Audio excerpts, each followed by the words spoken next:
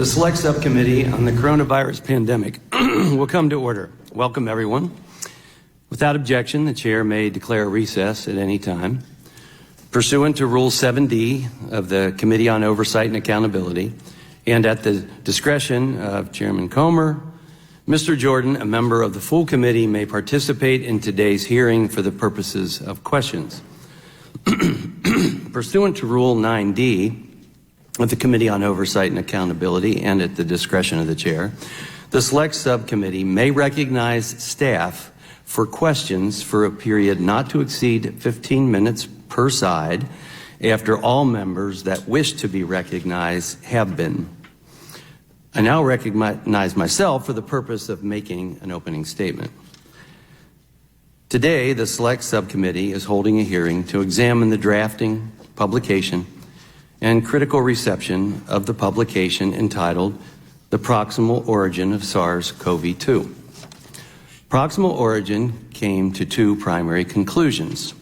First, that COVID-19 is not a laboratory construct or a purposefully manipulated virus. And second, that no type of laboratory-based scenario is plausible. This is not an attack on science. It's not an attack on peer review. And it's not an attack on an individual. We're examining whether government officials, regardless of who they are, unfairly and perhaps biasly tip the scales toward a preferred origin theory. We're examining any conflicts of interest, biases, or suppression of scientific discourse regarding the origins of COVID-19.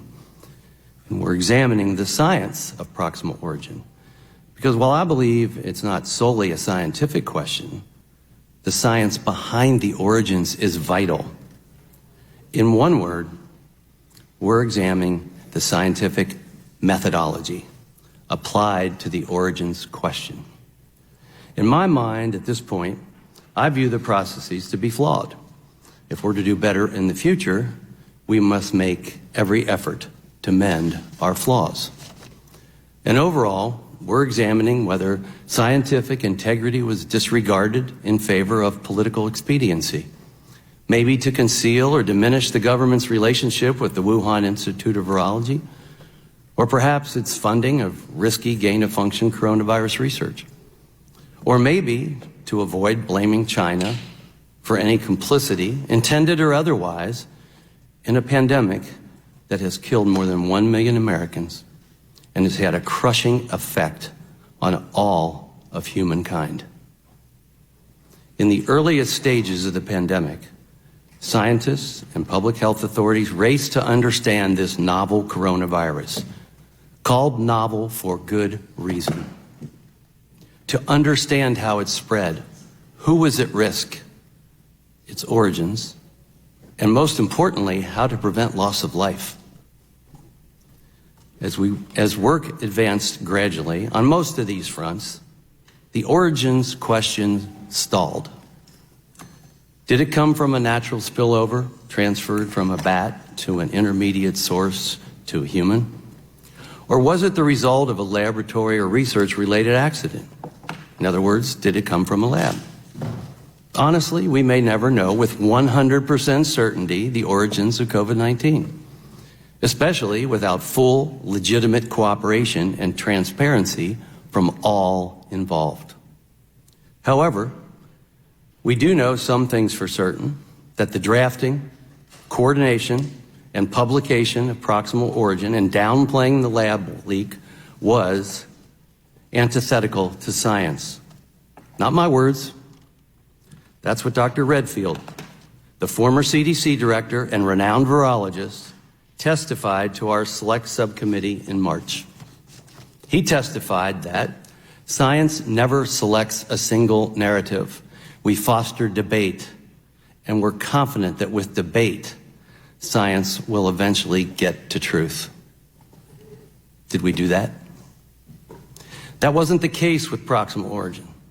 Dr. Anderson, testifying today, wrote that the author's main work over the past couple of weeks have been focused on trying to disprove any type of lab theory. While it's true that the scientific method consists of raising a hypothesis and then testing the hypothesis, often through falsifiability, it's not true nor appropriate to make definitive conclusions based on falsification process, riddled with assumptions. Assumptions are not science. To be clear, the goal of science is to prove and disprove. Regardless, it would be seemingly misleading to assume that proximal origin proved or disproved anything it sought to test. Its conclusion is flawed as it relies on unsupported assumptions, including guessing what a hypothetical scientist would do in hypothetical experiments. The facts are that the authors of proximal origin ultimately took a one-sided educated guess. They guessed that in the previous 3 years, science would discover a furin cleavage site in a SARS-related virus or viruses, and didn't. They guessed that maybe the WIV, Wuhan Institute of Virology, wasn't working with pangolin viruses, and they were wrong, as related by ODNI, the Office of the Director of National Intelligence. Perhaps most troubling, it appears that the author's views on a potential lab leak changed abruptly after the February 1st conference call with Drs. Fauci and Collins. The authors continued their pursuit to disprove the lab leak theory and fully support the nature theory, employing faulty assumptions and willfully ignoring circumstantial evidence that tended to support a lab leak hypothesis. Why? Why? They also tended to act more akin to politicians than scientists. Dr. Rambo, Dr. Fauci, Dr. Collins all expressed concerns that the lab leak theory, if verified, would have significant international political implications, particularly for China. Dr. Fauci also wrote that downplaying a lab leak would limit the chance of new biosafety discussions that would unnecessarily obstruct future attempts of virus culturing. These are quotes. Why try to avoid biosafety discussions when people are dying? Science should be clear, even when politics are not. On April 16, Dr. Collins expressed dismay that proximal origin didn't fully squash the lab leak theory and asked Dr. Fauci if there was anything more they could do to put it down. I want to pause on anything more we can do for a second. That would suggest that they already did do something. Maybe this was a reference to proximal origin. I don't know for sure. But on the very next day, on April 17, 2020, Dr. Fauci cited proximal origin from the White House podium when asked if COVID-19 leaked from a lab. He used proximal origin to downplay the lab leak theory. Why? Based on what absolute truth? The question as to the origins of COVID-19 is fundamental to helping us predict and prevent future pandemics, protect our health and our national security, and prepare the United States for the future, and to save lives. I look forward to a strong, on-topic discussion today. I would now like to recognize Ranking Member Ruiz for the purpose of making an opening statement. Thank you, Mr. Chairman, and thank you to our witnesses for being here today. 3 years ago, when reports emerged of a deadly, highly transmissible novel virus, the race to better understand this threat and how we could fight it began. Scientists, doctors, and public health officials from across the globe sought to answer key questions like how the virus spread, how it would impact our most vulnerable, and what we could do to treat it. While now we have those answers, one mystery remains unsolved. How did this virus even come to be in the first place?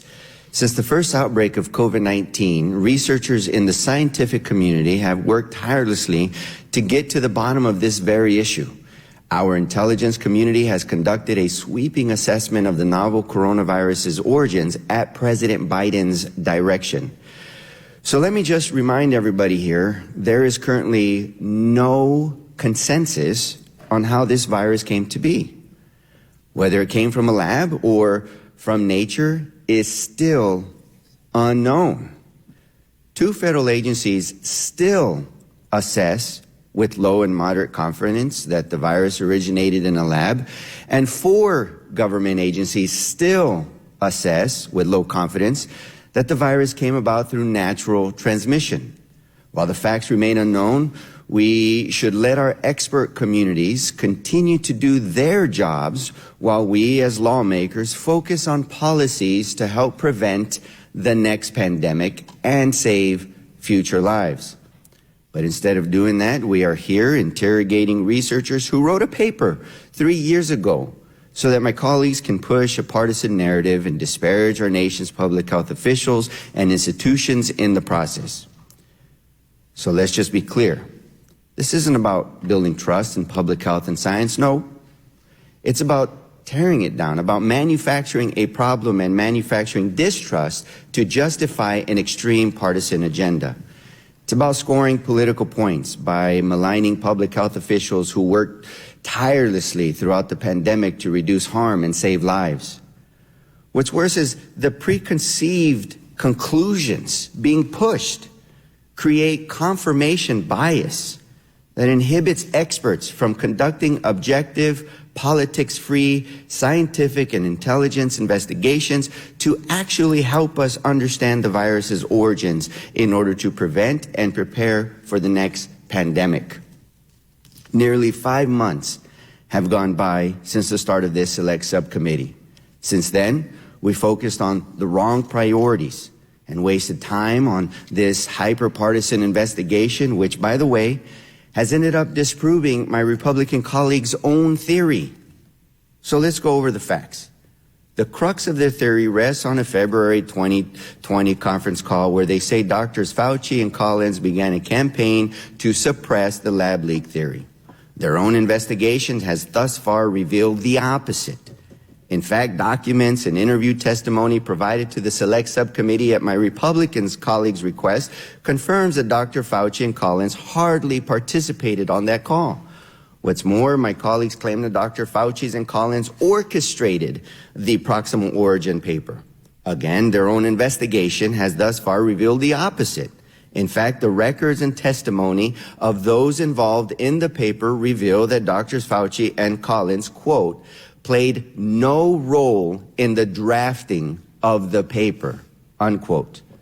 Now, the select subcommittee's investigation has confirmed it was actually a scientist by the name of Dr. Jeremy Farrar, who convened the conference call my Republican colleagues have hyperbolized, who paved the way for the drafting and publication of the paper, so much so that the authors described him as, quote, a leader and, quote, a father figure of the paper, and who my Republican colleagues didn't even bother to invite to this hearing. Look, I've said from the day I was appointed ranking member that my top priority for the select subcommittee is focusing on forward-looking policies to prevent and prepare for future pandemics. To take the lessons from the past and make them actionable solutions for the future. I reiterated this in a letter I sent last month to my good friend and colleague, the chairman. But if we're going to continue down this path of political theater, then the very least we can do is stick to the facts. That is why my Democratic colleagues and I released our own report this morning detailing the evidence the Select Subcommittee has received so far that dispels these baseless allegations against Dr. Fauci and Dr. Collins. And that is why we invited Dr. Farrar to appear before this subcommittee, because we are committed to following the facts. And if my Republican colleagues are so interested in having a serious debate about the publications of this paper and the science behind it, then they should want to hear from the one person who led this effort from the beginning. So let me conclude by saying this. As we pass the 1/4 mark of the Select Subcommittee's work this Congress, there is still time to change course. There is still time to pursue an objective analysis of the virus's origins that is free from political interference, a comprehensive, rigorous, and objective consideration of all potential possibilities of how COVID-19 emerged. And there is still time for us to shift our focus to crafting good policies that will prevent and prepare us for the next pandemic. So once again, I invite my colleagues on the other side of the aisle to join us in putting the needs of the American people above political theater. So let's reject the extreme rhetoric targeting our nation's scientists. Let's disregard the conspiratorial accusations without proof against our nation's public health officials. And let's finally start the work together of helping to save future lives. I yield back. Thank you. I want to point out we invited every author of Proximal Origin, Dr. Eddie Holmes, Dr. Andrew Rambaugh, but both declined that invitation. Dr. Farrar is not listed as an author, yet he was invited by the minority, and apparently he declined. Dr. Lipkin has been voluntarily cooperating with our inquiry, but due to unforeseen circumstances, we have excused his testimony today, rightfully.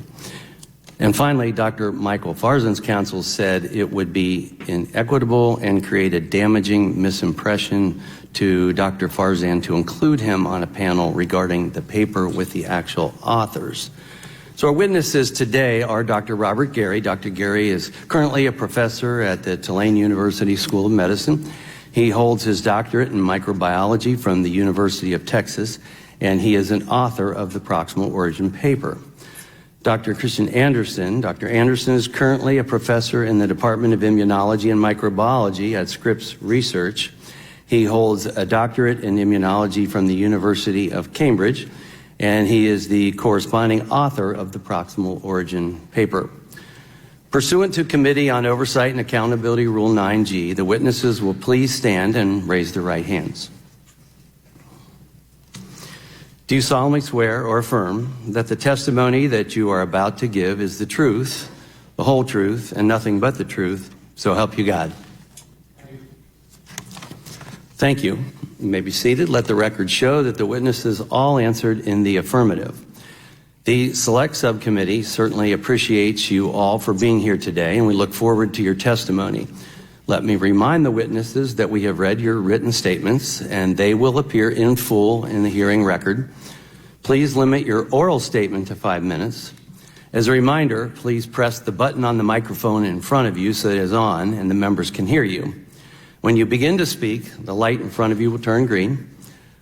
After 4 minutes, the light will turn yellow. When the red light comes on, your 5 minutes has expired, and we kindly ask you to please wrap up. I now recognize Dr. Gary to make an opening statement.